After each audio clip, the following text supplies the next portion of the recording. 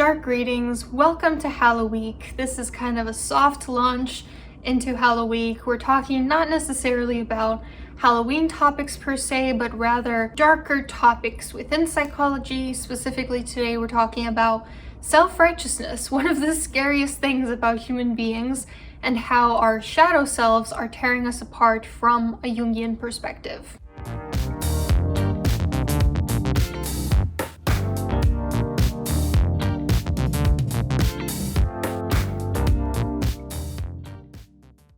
Hi, I'm Anna. I'm a psychologist in training, a clinical psychology doctoral intern. If you're not familiar with what a shadow self is, it is a concept coined by Carl Jung, a Swiss psychiatrist back in the 20th century, who said that all of the traits we do not accept about ourselves or that society doesn't accept about us essentially get pushed to the unconscious, where they take on a personified form, which sometimes shows up in dreams and meditations as almost a shadowy form. Most people go through life not really integrating their shadow self, not paying attention to the fact that there is this shadow associated with the side of them that they want to illuminate, their persona. But that is how all of life works. There's a yin and a yang. Where there's light, there's going to be shade. Where there's joy, at some point there's going to be pain. Where there's a beginning, there's an ending. There is no concept in the world that exists solely as itself. The totality of an experience or a concept is always comprised of the thing and its polar opposite. So if you make yourself out to seem a virtuous, self-righteous, perfect, altruistic person, there is a shadow that exists in your unconscious that is that polar opposite. Because acknowledging that we're imperfect and that we have horrible traits, even when we aspire towards their opposites, is brutal work. It is not something we like to look in the face. And so we deny those shadows. We deny that they exist within us. And what happens when we deny those? A whole lot of defensiveness, anger, projection towards other people who remind us of our shadow, which results in us demonizing those people who trigger our own shadow. We feel superior, we feel self-righteous to them, we lack compassion towards them, and ultimately we send the message to our shadow self that we cannot integrate it because bringing it to light would not be met with compassion. Let me give you an example. Let's say that you are someone who is really into the concept of empaths. You consider yourself to be a highly empathic, virtuous person. There exists a shadow within you that is the complete opposite of that. If you're being honest with yourself, there are times when you are not empathic, when you do behave in ways that are lacking in empathy, when you are harsher on people, when you are selfish, when you are greedy, when you don't consider other people's feelings. So let's say that you come across someone that acts that way, someone that doesn't consider your feelings in a situation. Because you are not acknowledging that there exists that within yourself, within your own shadow, it becomes much easier to instead simply say, this person's bad, this person's a narcissist, than it is to say, hey, I behaved like that last week. And so you demonize that person. You say, narcissists are evil. This person is a narcissist and they are evil. You feel superior, you feel self-righteous, and your unconscious hears that, your shadow self hears that and goes, okay, I get it. It's not safe for me to come out, not safe for me to rear my head. You don't really want to work with what's down here, so I'm just going to fester and become a worse and worse monster. This is how we get things like in-group, out-group dynamics. It's how we get mob mentalities, cancel culture, virtue signaling, vice signaling as well, and also enlightened centrist views. I mean, think about it. With in-group, out-group dynamics, for example, you're saying my group is pure and virtuous and wonderful. That group over there is the opposite. They're evil, they're terrible, I don't want to listen to them. Clearly not acknowledging that there are things about you that are also terrible and things about them that are also good. With a mob mentality, with cancel culture, when someone piles on to one person and says, this person does horrible things, this person's evil, they're terrible, let's talk about it. You're not acknowledging that probably the reason you are so upset about what this person did is because it triggered something you don't like about yourself. Virtue signaling is when you are dropping hints that you are so morally pure and good, and at the same time condemning people who are not like that. But vice signaling is kind of the same concept, because you're saying it's terrible when people virtue signal. I'm gonna feel superior to those people that virtue signal by vice signaling. It's still a form of self-righteousness. It's still a form of arrogance and superiority. It just has a different look to it. And just like there are people who virtue signal and people who vice signal, people who are enlightened centrists also do this, also get high on the fact that they think they're superior to people who take one stance versus the other. There is no one who is free from this. Essentially, we are all very susceptible to moral superiority and self-righteousness. It is one of our greatest flaws, if not the biggest. It is all about ego. Even in these vastly different situations, they're all an attempt at protecting your self-esteem from the reality that you too are imperfect and, yes, hypocritical at times, and you also contain the potential for evil. We learned this with the Stanford prison experiments, where basically we thought that we were going to find out there are some people who do evil things when they're given power and some people who don't. And what we really found out was that actually most people, when given a certain disproportionate amount of power, would abuse that power. Not even an experiment, but we learn this with politicians all the time. They seem great on paper and then they get power and it goes to their head. The Milgram experiments showed that people are going to deliver what they think is an electrical shock to people at increasing intensities just because someone told them to. We are not as good as we like to think ourselves. We all like to think that if you were to look back on our life in 50, 60, 70 years, we would be on the right side of history. But the truth is that many of us, if not all of us, are on the wrong side of history in some ways. People on the left are wrong in some ways, people on the right are wrong in some ways, people in the middle are wrong in some ways.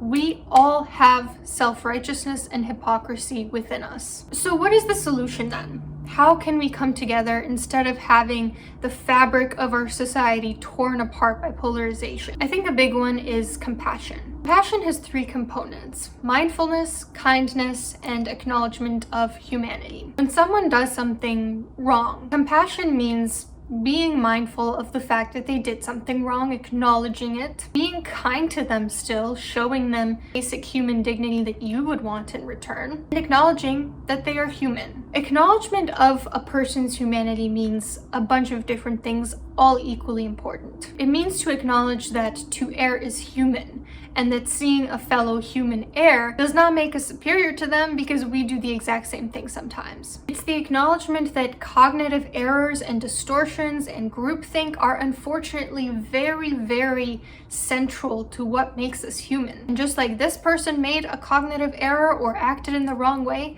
so do we, because we too are human. We're not superhuman, we're not superior to them. It's also the acknowledgement that despite our very human imperfections, we deserve a chance at redemption and to be treated fairly and justly, and again, the way we would want to be treated in that situation. So that's what compassion is. Obviously, if you practice compassion towards other people, you're going to be able to get off your high horse a little bit. Self-compassion goes hand in hand with compassion. People who are very hard on themselves sometimes are very judgmental towards other people as well, because they expect perfection of other people. I've struggled with this myself. And likewise, when you behave more compassionately towards other people, when you forgive, when you acknowledge that to err is human and the humans still deserve respect, you also inadvertently become more self-compassionate towards yourself, because you're building those neural systems in your brain that say, oh, it's okay when someone makes a mistake. This person is acknowledging that they fucked up and they still deserve to treat themselves kindly. This person pissed me off, but I was able to still treat them with human respect. Brain is learning these things, and then the next time you make a mistake, your brain says, oh wait, that's true. I am only human. I'm going to make mistakes. I can treat myself kindly and mindfully and respectfully, even though I made an error. When you behave compassionately towards others, you also become more self-compassionate in your approach, which allows you to then lower your defenses in order to deal with your own dark side. So the elements of self-compassion are just like the elements of compassion, except towards yourself. Mindfulness, self-kindness, and acknowledgement of your humanity. So the way we offset letting self-righteousness tear us apart, again, compassion, self-compassion. Another tactic is the integration of unconscious knowledge. What is unconscious knowledge? It's things that we see in our dreams. It's things that we are trying to cover up through defense mechanisms. It's part of our past that we're trying to ignore. So we uncover unconscious knowledge by doing things like dream interpretation, psychotherapy, journaling, meditating. These are all ways of accessing unconscious material, some of which might be coming from your shadow self. Arguably, part of this work is integrating the shadow self, which means taking the parts of it that might be necessary for healthy functioning and compassionately discarding the ones that aren't. Shadow work means leaning into things that trigger you and asking yourself, why? Why did this specific thing trigger me? And then evaluating whether it reminded you of something that you can't stand about yourself. Let me give you an example. I was once giving a presentation and the professor did not like what I had to say. This was a person that thought their way was the only correct way and something that was subjective, which is what type of treatment are you going to give to your client? And they acted in a way that could have very easily been upsetting and angering to me, to the point where, like, after the presentation, everyone in the classroom was texting me, "Oh my God, are you okay? That was not okay. That was so unprofessional," all these different things. After the presentation ended, I started laughing. This was not something that bothered me because I understood that this was coming from this person's own undone shadow work. I completely understood that this did not trigger me because I was not insecure about the work that I'd done. I knew that I did a good job. Other people had said as much. I very clearly understood that this was not a me problem, this was a problem to the person who got triggered. I would have totally felt righteous in that moment to get angry, to leave a really bad review. I didn't even feel the impulse to leave a bad review for this professor at the end of the term because I just didn't feel that strongly about it. Versus a few Thanksgivings ago, I remember I asked my mom to get 2 bags of berries so that I could make a pie. And she only got 1. And I was very upset. I was very angry.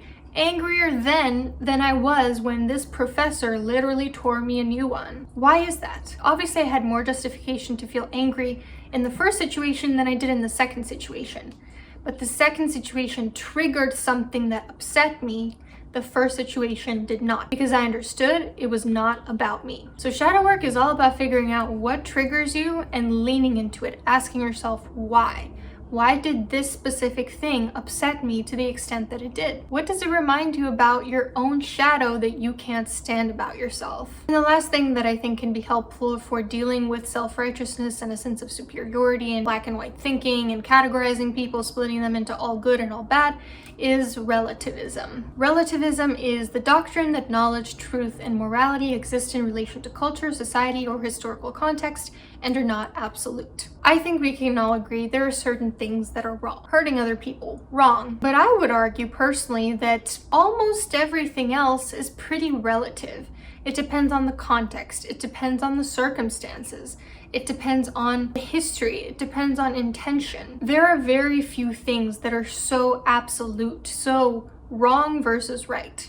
We learned this in ethics very early on in psychology, that ethics does not mean this is bad and this is good. Obviously, there are some things that are grossly unethical. Sleeping with your client, obviously never okay. Versus most ethical situations are dilemmas. They're called dilemmas for a reason, because it's, I have to decide if I'm going to give this person a letter that could help them but isn't quite fair to other people. It's, I have 2 choices, both have costs and benefits. It's an assessment of, in this specific situation, where do the benefits outweigh the costs? And yes, there's going to be a negative consequence to both choices. I think if people took a more relativistic approach on life and acknowledged that they might have the initial reaction, this is completely wrong what another person did, but in reality it's probably not that simple, we would be able to be a lot more compassionate towards others. Now, I want to be clear though that the solution to this problem is not naysaying that sometimes bad things happen.